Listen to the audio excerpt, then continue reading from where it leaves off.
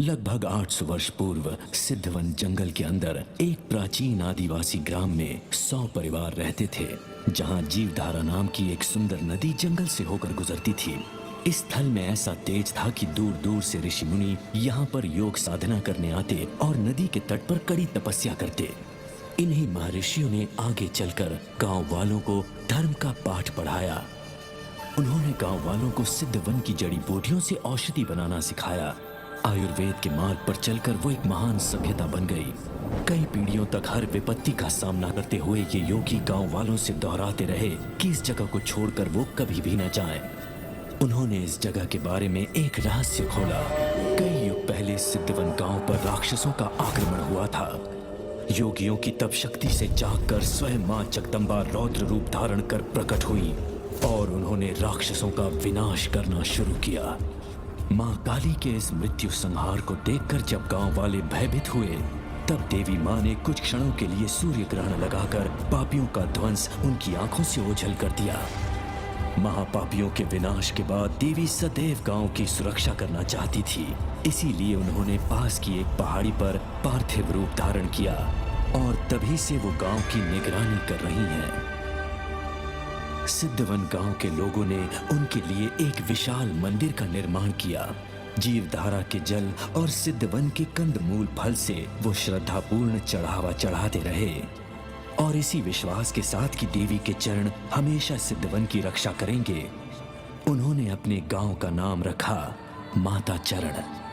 सदियों तक मंदिर की प्रसिद्धि दूर दूर तक पहुंचती रही और इस नगर का नाम पड़ा धर्मस्थल। माता चरण गांव से उत्पन्न धर्मस्थल एक ध्रुव तारे की तरह धर्म के मार्ग पर चमकने लगा।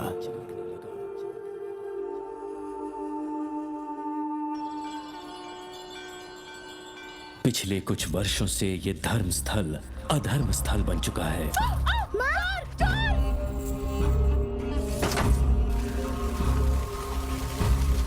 जहां धड़ल्ले से कुकर्मों का कारखाना चल रहा है। मालिक, यह अनाज गुरुकुल और अनाथालय के बच्चों के लिए है। सारी बोरियां भाई के घर भेज दो। हे, अब तुम लोग जाओ, चलो जल्दी जल्दी करो। ये जुर्म का अड्डा बन चुका है।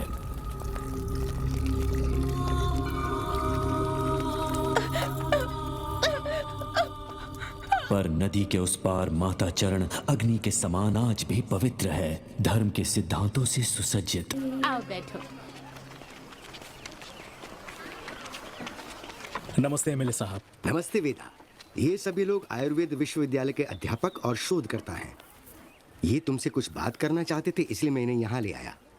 बैठिए। आप भी बैठिए माँ जी। बैठिए। हमें ताज्जुब है कि आयुर्वेद का इतना विद्वान पंडित पूरी दुनिया से अलग दूर इस घने जंगल में अकेले अब तक क्यों छिपा बैठा है। आप सब लोग हमारी दुनिया में आओ और हमारे साथ हाथ मिला लो, फिर देखना आप सबकी जिंदगी बदल जाएगी। सदियों से इस सिद्धवन और धर्मस्थल से ही हमारा जीवन जुड़ा हुआ है। इसी की गोद में हम जिएंगे और मरेंगे भी। धर्मस्थल में रहोगे? यहाँ जो भी चल रहा है जानते हो ना, फिर भी तुम यहाँ रहना चाहते हो वेदा? माँ का यही धर्म होता है कि बच्चों की सभी गलतियों को वो सुधारें, ना कि उन्हें त्याग दें।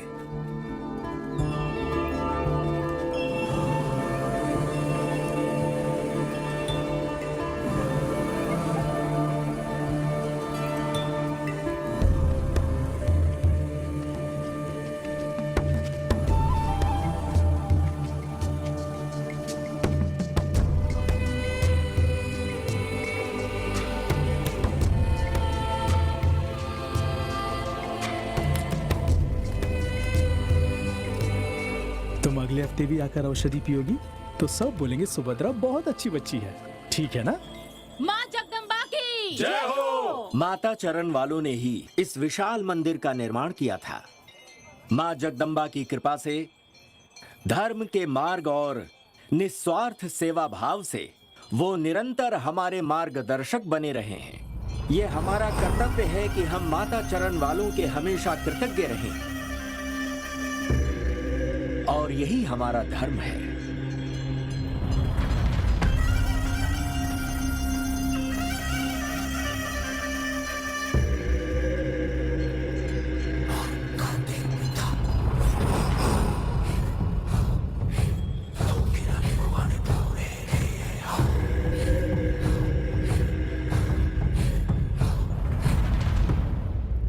हजारों बार इसे समझा चुका हूं मैं कि ये अपने कंठ से माता चरण वालों का नाम कभी ना निकाले। या तो ये मुझसे कम डरता है या फिर उनको कुछ ज्यादा ही चाहता है, ये तो पता नहीं। अगर दोबारा उनके बारे में सुना तो इसके अंदर से इसका दिल ही निकाल लूंगा मैं, क्योंकि ये उन्हें अपने दिल से नहीं निकाल पा रहा। कैसे समझाऊं?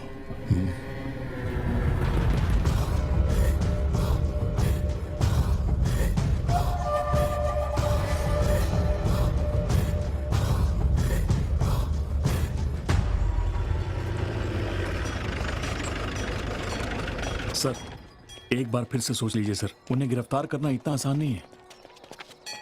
एक पुलिस वाले होकर तुम्हें ये बोलने में शर्म नहीं आती? यहीं रुको तुम। 4 ऑफिसर तुम्हें ढूंढते हुए आए हैं। नमस्कार। म्युनिसिपल चेयरमैन होते हुए आप इस धर्मस्थल को लूट रहे हैं, ऐसी कंप्लेन आई है। तुझे पता है तू किससे बात कर रहा है? हाँ जानता हूँ, इसलिए इन्हें पकड़ने के लिए हम अपने साथ सारे सबूत लाए हैं। धर्मस्थल में आके माँ जगदम्बा के दर्शन नहीं करना पाप है। आइए पहले माँ के दर्शन कर लेते हैं, फिर आराम से बैठकर बात करते हैं। आपका डैमेज क्या है? 2 मुंह बाल करे परेशान, ब्रशिंग से टूटते बालों ने किया हैरान। ले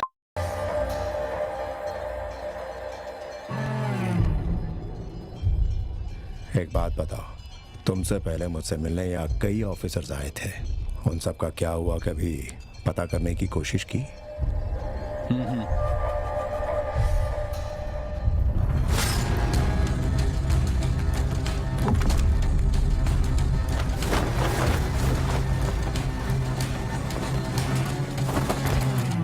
इतने बड़े पद पर पहुंचे हो, मतलब बहुत बुद्धिमान हो गए, पर धर्मस्थल में आकर तुम बसवा को गिरफ्तार करके ले जाओगे, ये कैसे सोच लिया?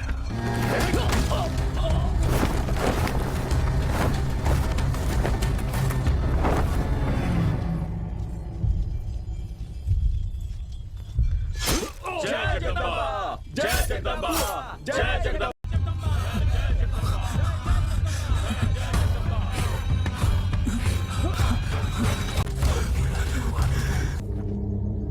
इनके चेहरों की पहचान बिगाड़ के जीव धारा में फेंक दो।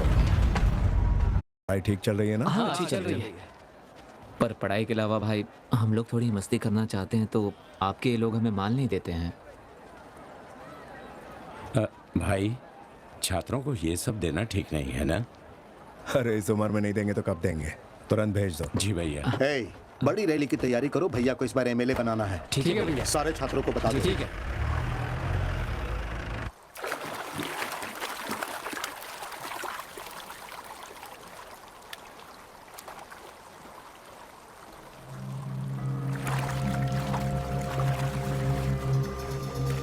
बसवा को गिरफ्तार करने जो 4 ऑफिसर आए थे उनके चेहरे कुचलकर जीवधारा में फेंक दिए। धर्म स्थल में धर्म ही खत्म हो रहा है। आखिर ये सब कब तक चलेगा? माता चरण की सुरक्षा करना हमारा धर्म है और हमें अपना धर्म निभाना है। पर हम इनके अत्याचार और कितने दिन सहेंगे? क्या माँ जगदम्बा नहीं जानती कि इस जग में क्या क्या हो रहा है? दिख रहा है मुझे सूरज के जलते अंगारों की चिंगारी से निकलती एक तलवार इस अंधेरे को चीरने आ रही है।